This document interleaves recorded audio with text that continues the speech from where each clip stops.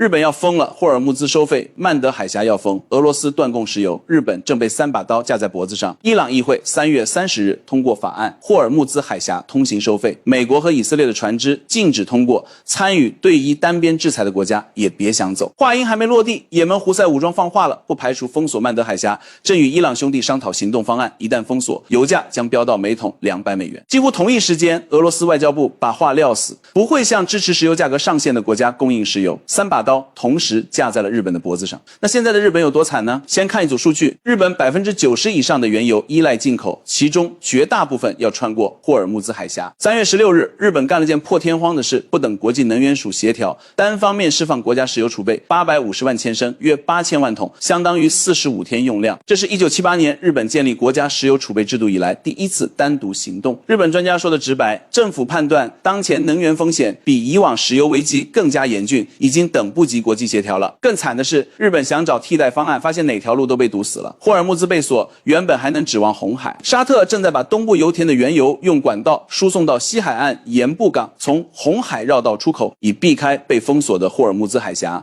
可胡塞武装现在放话要封锁曼德海峡，这条替代线路也要被掐断。瑞士日内瓦安全政策中心研究员警告，曼德海峡与霍尔木兹海峡的航运双双受阻，将引发前所未有的能源和经济危机。日本还想着找俄罗斯买油，没门。俄罗斯副外长鲁登科3月31日公开表态，不会向支持石油价格上限的国家供应石油，日本仍受限于对俄石油价格上限的相关义务，俄方不会破例。日本追随美国制裁俄罗斯，换来的是俄油断供，霍尔木兹被锁，曼德海峡可能被封，3条路全断了，日本能怎么办？短期看，只能靠储备硬撑850万千升石油储备，1个月就烧掉大半。日本经济产业省3月10日紧急开会，启动 LNG 跨厂区相互调配机制，区域内解决不了，就由资源能源厅协调全国调度。但这只是拆东墙补西墙，长期看，日本手里几乎没有牌重启核电。2011年福岛事故后，核电站大量关停，重启阻力重重。